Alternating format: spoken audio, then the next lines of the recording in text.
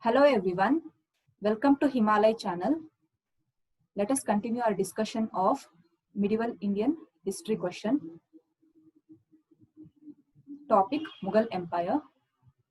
The first question, with reference to Mughal India, what is or are the differences between Jagirdar and Zamindar?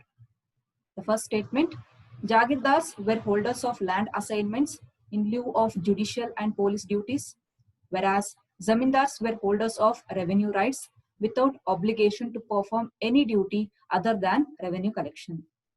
The second statement, land assignments to Jagirdars were hereditary and revenue rights of Zamindars were not hereditary. Here we need to identify the correct answer. 1 only, 2 only, both 1 and 2, neither 1 nor 2. So what is the answer here? The answer is neither 1 nor 2. Okay. Why both the statements are wrong? Here we should know the differences between Jagirdars, Mansabdars and Zamindars. Okay. So this system was followed under Mughal Empire. Right. Here Jagirdar and Mansabdari system, it was followed for providing police, judicial and military services to the Mughal Empire. Okay. So if we read the statement here, Jagirdars were holders of land assignments in lieu of judicial and police duties. Yes, this is correct. Okay.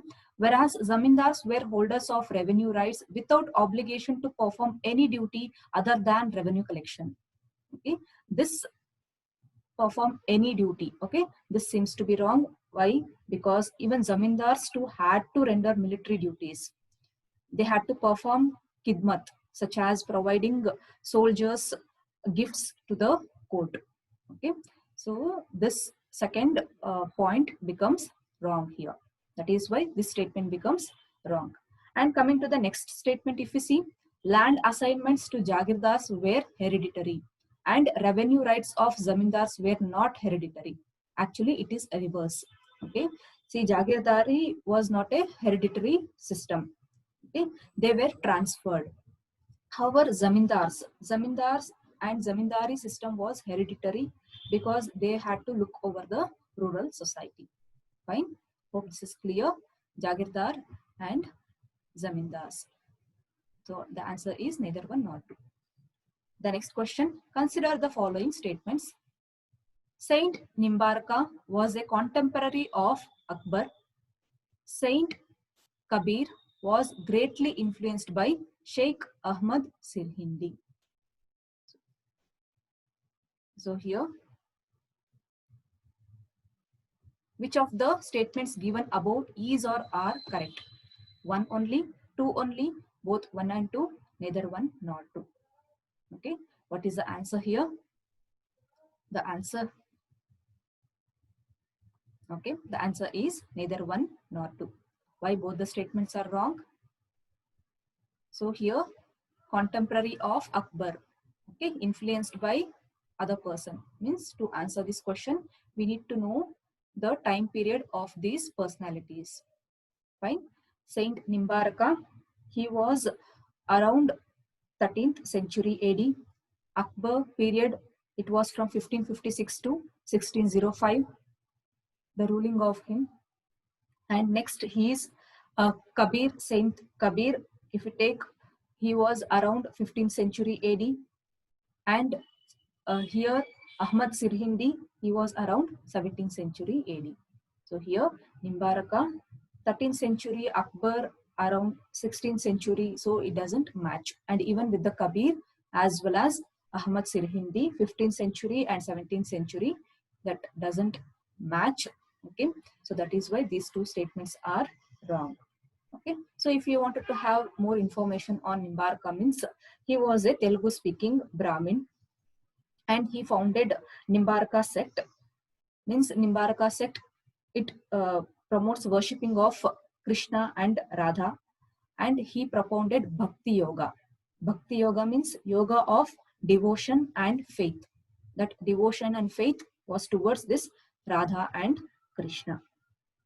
And coming to Saint Kabir, so he was from around this 15th century AD, and he is equally hailed by Hindus, Muslims, and even Sikh. Okay. His verses are found in Guru Granth Sahib, and his teacher was Ramananda, and his followers, Saint Kabir's followers, are called Kabir Panthis, and he is famous for Doha. Right? And coming to Ahmad Sirhindi, he was he was from 17th century AD. He was a member of Naqshbandi Sufi order. Naqshbandi, okay, Sufi order, and his followers called him as Mujaddid, okay, Mujaddid. Mujaddid means reviver of Islam.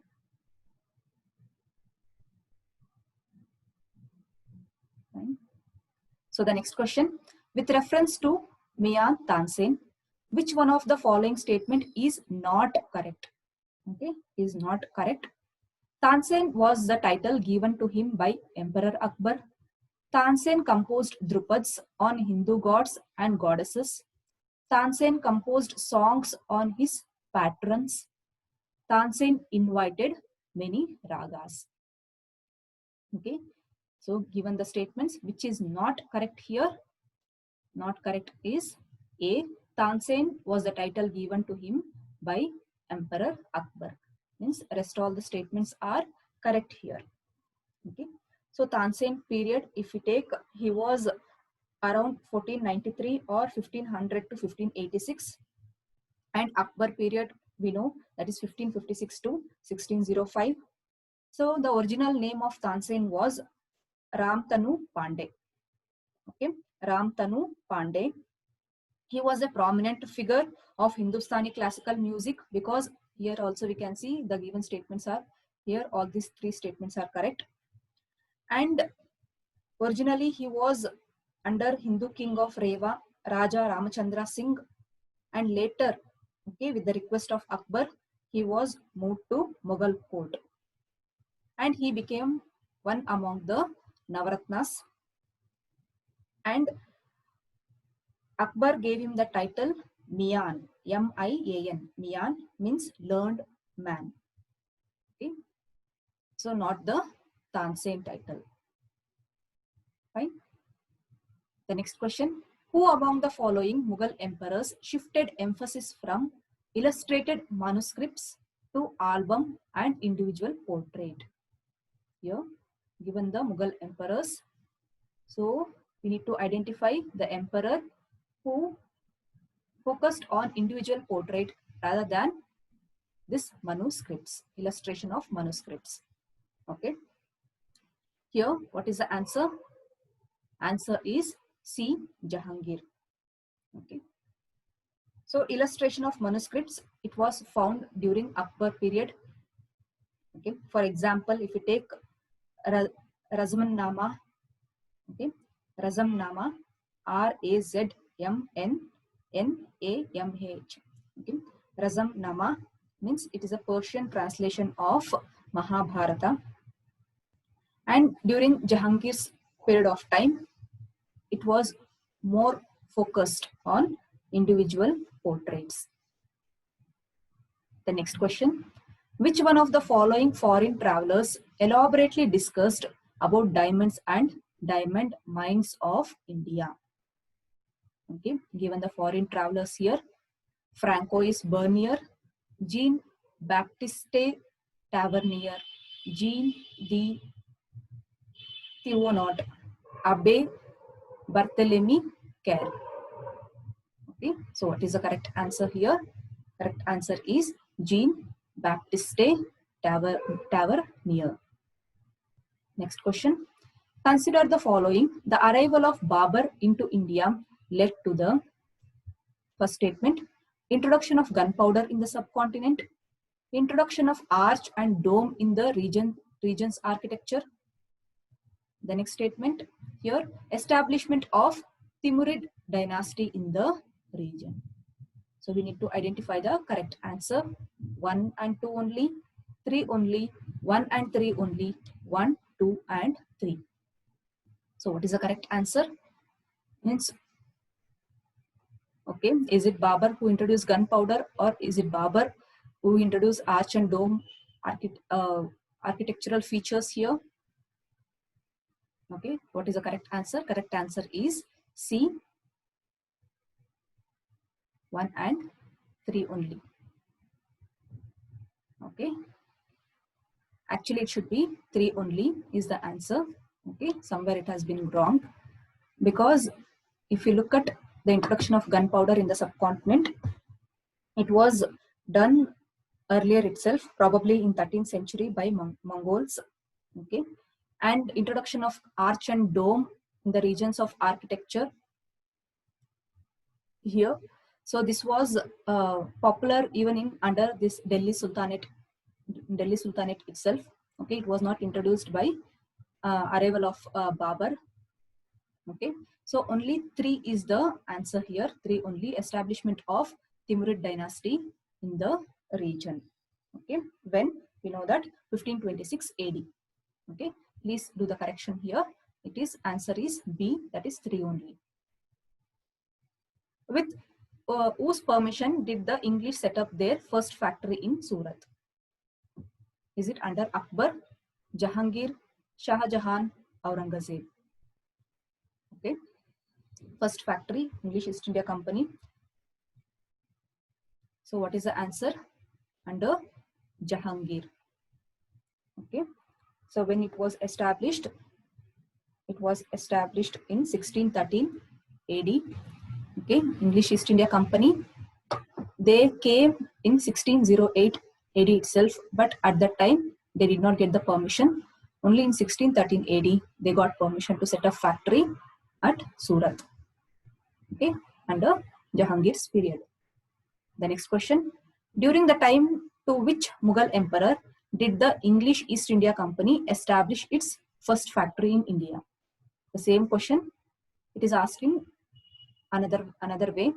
During Akbar, during Jahangir, during Shah Jahan, during Aurangzeb.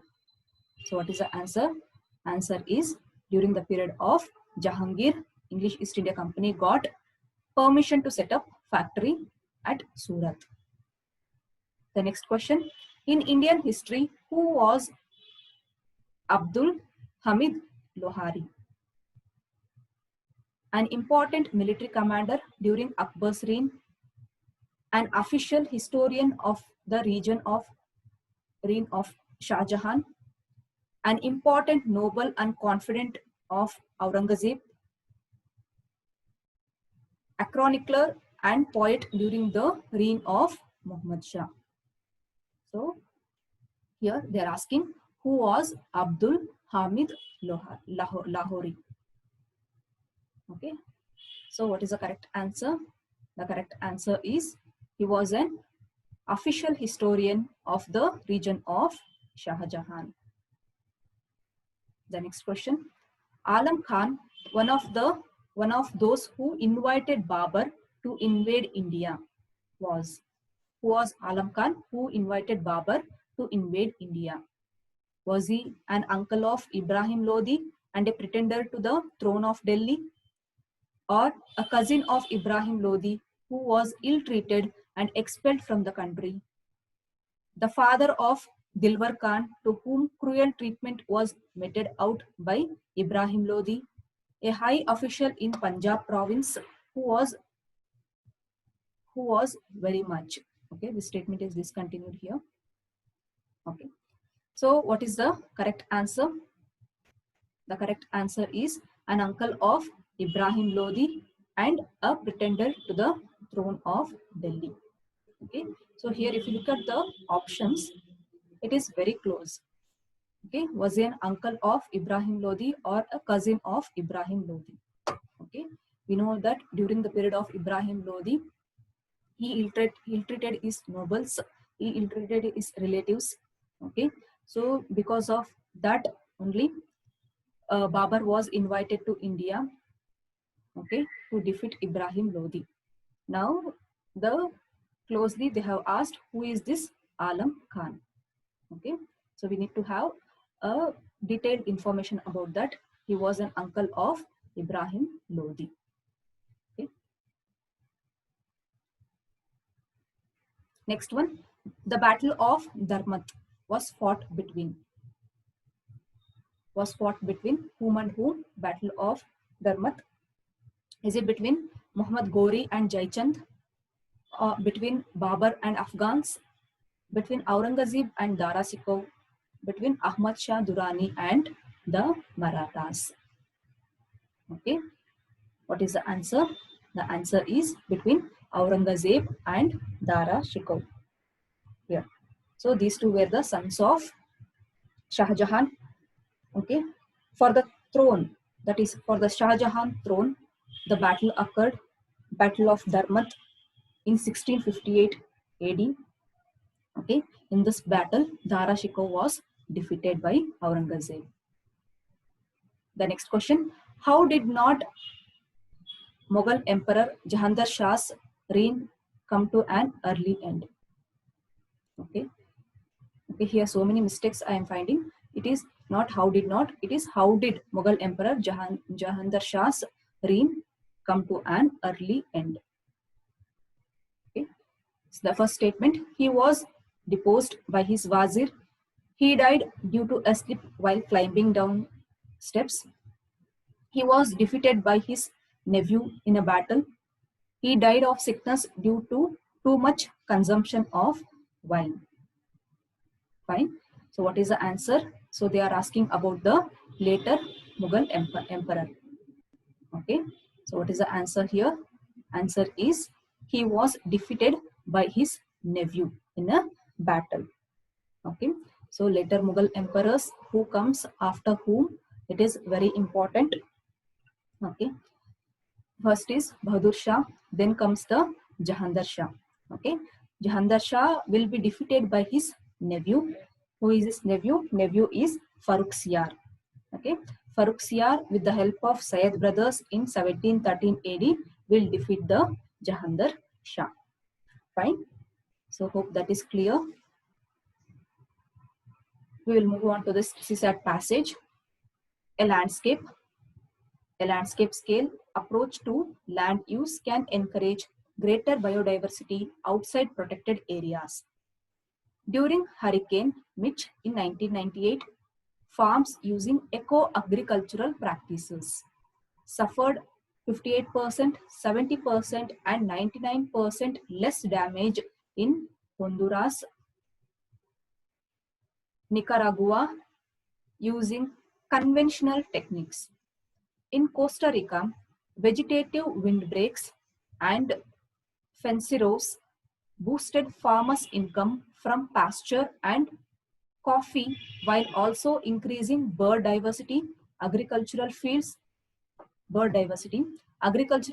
are closer to natural or semi-natural habitat. A finding that matters because 87% of the world's 107 leading crops depend on animal pollinators. In Costa Rica, Nicaragua, and Colombia Silvo, pastoral systems that integrate trees with pasture land are improving the sustainability of cattle production and diversifying and increasing farmers' income. Okay, so this passage talks about what? Talks about eco-agricultural practices. Okay, here, and benefit out of that eco-agricultural practices during the disaster, especially. Here we need to find out which among the following is the most logical and rational inference that can be made from the above passage. Okay, option A, agricultural practices that enhance biodiversity can often increase farm output and reduce the vulnerability to disasters. All the countries of the world should be encouraged to replace eco-agriculture with conventional agriculture. The third statement here, eco-agriculture should be permitted in protected areas without destroying the biodiversity there. And the last one, the yield of food crops will be very high if eco-agricultural practices are adopted to cultivate them. Okay, so here, what is the correct answer? The correct answer is Option A. Agricultural practices that enhance biodiversity can often increase farm output and reduce the vulnerability to disasters. Okay, this is a summary of the passage. Fine. That's it in this video. Thank you. Thank you for your patience.